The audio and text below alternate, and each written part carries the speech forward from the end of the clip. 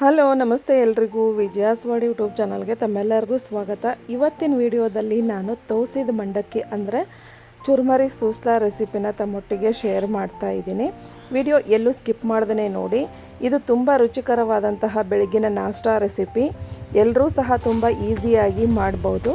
ಇದನ್ನು ಮಾಡಲಿಕ್ಕೆ ನಾನಿಲ್ಲಿ ಫಸ್ಟು ಸ್ಟವ್ ಮೇಲೆ ಒಂದು ಕಡಾಯಿಯನ್ನು ಇಟ್ಟಿದ್ದೀನಿ. ಸ್ಟವ್ ಹಚ್ಚಿ ಅದಕ್ಕೆ ಸ್ವಲ್ಪ ಎಣ್ಣೆಯನ್ನು ಹಾಕ್ತಾ ಇದ್ದೀನಿ. ಗಾಣದ ಎಣ್ಣೆ ಇದು. ಎಣ್ಣೆ ಬಿಸಿಯಾದ ನಂತರ ಒಂದು ಮುಷ್ಟಿಯಷ್ಟು ಶೇಂಗಾ ಬೀಜನ ಕರಿತಾ ಇದ್ದೀನಿ. ಶೇಂಗಾ ಬೀಜ ಚಟಪಟ ಅಂತ ಸಿಡ್ದಾದ್ಮೇಲೆ ಅದನ್ನು ಸಪ್ರೇಟಾಗಿ ಒಂದು ಪ್ಲೇಟಿಗೆ ತಗೋಬೇಕು. ಈಗ ನೋಡಿ ಶೇಂಗಾ ಬೀಜ ಕರ್ದಾಗಿದೆ ಇದು. ಇದನ್ನು ಒಂದು ಪ್ಲೇಟಿಗೆ ಸಪ್ರೇಟಾಗಿ ಮಾಡಿ. ಈಗ ಅದೇ ಎಣ್ಣೆಗೆ ಸ್ವಲ್ಪ ಸಾಸಿವೆ ಜೀರಿಗೆನ ಹಾಕ್ತಾ ಇದ್ದೀನಿ. ಸಾಸಿವೆ ಜೀರಿಗೆ ಚಟಪಟ ಅಂತ ಸಿಡ್ದಾದ್ಮೇಲೆ ಕರಿಬೇವು ಸಹ ಚಟಪಟ ಅಂತ ಸಿಡ್ದಾದ್ಮೇಲೆ ಒಂದು ದೊಡ್ಡ ಗಾತ್ರದ ಈರುಳ್ಳಿನ ಚಿಕ್ಕದಾಗಿ ಕಟ್ ಮಾಡಿಟ್ಟಿದ್ದೆ ಅದನ್ನು ಹಾಕಿ ಹಸಿ ವಾಸನೆ ಹೋಗೋ ತನಕ ಫ್ರೈ ಮಾಡಬೇಕು.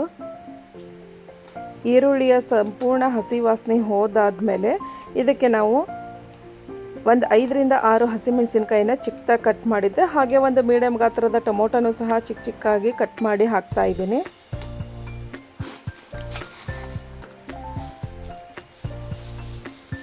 ಟೊಮೊಟೊನೂ ಸಹ ಹಸಿ ವಾಸನೆ ಹೋಗೋ ತನಕ ಎಣ್ಣೆಲೆ ಬೇಯಿಸ್ಕೋಬೇಕು. ನೋಡಿ ಈ ರೀತಿ ನೀಟಾಗಿ ಬೆಂದಾದ್ಮೇಲೆ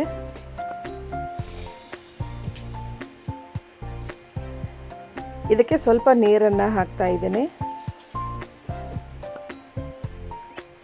ರುಚಿಗೆ ತಕ್ಕಷ್ಟು ಉಪ್ಪು, ಹಾಗೆ 1 ಚಮಚ ಅರಿಶಿನ, ಹಾಗೆ ರುಚಿಗೆ ತಕ್ಕಷ್ಟು ಸ್ವಲ್ಪ ಬೆಲ್ಲ, ಒಂದು ಸ್ವಲ್ಪ ನಿಂಬೆ ಹುಳನ್ನು ಹಿಂಡಿದ್ದೀನಿ, ಅದು ಸ್ಕಿಪ್ ಆಗಿದೆ. ಇಲ್ಲಿ ಒಂದು ಪಾತ್ರೆಗೆ ಸ್ವಲ್ಪ ನೀರನ್ನು ತಗೊಂಡಿದ್ದೀನಿ. ಹಾಗೆ ಜರಡಿ ಹಿಡಿದಂತಹ ಮಂಡಕ್ಕಿ ಚುರುಮರಿನ ಅದಕ್ಕೆ ಹಾಕಿ 1ರಿಂದ 1.5 ನಿಮಿಷದ ತನಕ ನೆನೆಯಕ್ಕೆ ಬಿಡಬೇಕು. ನೋಡಿ ಈ ರೀತಿ ಮಂಡಕ್ಕಿ ನೆನೆಬೇಕು. ಸ್ವಲ್ಪ ನೀರು ಜಾಸ್ತಿನೇ ಇರಲಿ, ಯಾಕಂದರೆ ಅದರಲ್ಲಿ ಮರಳಿನ ಅಂಶ ಇರುತ್ತೆ ಮಂಡಕ್ಕಿಲಿ. ಅದು ತಿನ್ನುವಾಗ ಮರಳು ಅನಿಸುತ್ತೆ. ಆದ್ದರಿಂದ ಸ್ವಲ್ಪ ಜಾಸ್ತಿ ನೀರಲ್ಲೇ ಮಂಡಕ್ಕಿನ ನೆನೆಸ್ರಿ.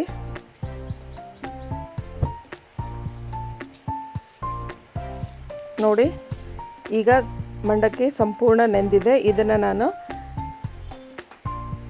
ಈ ರೀತಿ ಪ್ರೆಸ್ ಮಾಡಿ ಮತ್ತೊಂದು ಪಾತ್ರೆಗೆ ತೆಗಿತಾ ಇದ್ದೀನಿ.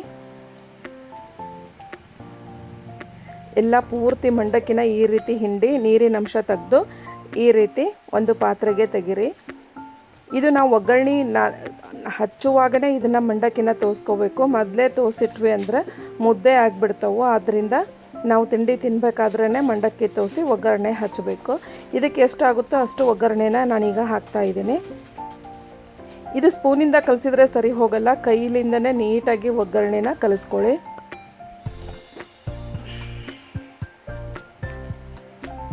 ನೋಡಿ ಈ ರೀತಿ ನೀಟಾಗಿ ಕಲಸಿದಾದ್ಮೇಲೆ ಇದಕ್ಕೆ ಬೇಕಾದಷ್ಟು ಹುರಿದಿದ್ದಂತಹ ಕಡಲೆ ಹಿಟ್ಟು, ಹುರ್ಗಡ್ಲೆ ಹಿಟ್ಟು ಅಂತಾರೆ, ಪುಟಾಣಿ ಹಿಟ್ಟು ಅಂತಾರೆ, ಅದನ್ನು ಹಾಕಿ ಕಲಿಸ್ಕೋಬೇಕು.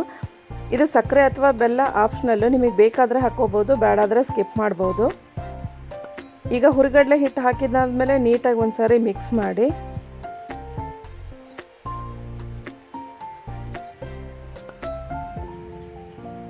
ಈಗ ಚುರುಮರಿ ಸೂಸ್ಲಾ ರೆಡಿ ಆಯಿತು.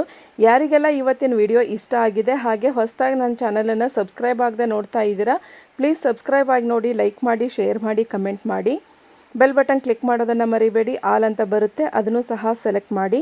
ನಾನು ಮಾಡಿ ಹಾಕೋ ವಿಡಿಯೋ ನೋಟಿಫಿಕೇಷನ್ ತಮಗೆ ಫಸ್ಟ್ ಬರ್ತದೆ, ತಾವೇ ಫಸ್ಟ್ ನೋಡ್ಬೋದು. Thanks for the watch.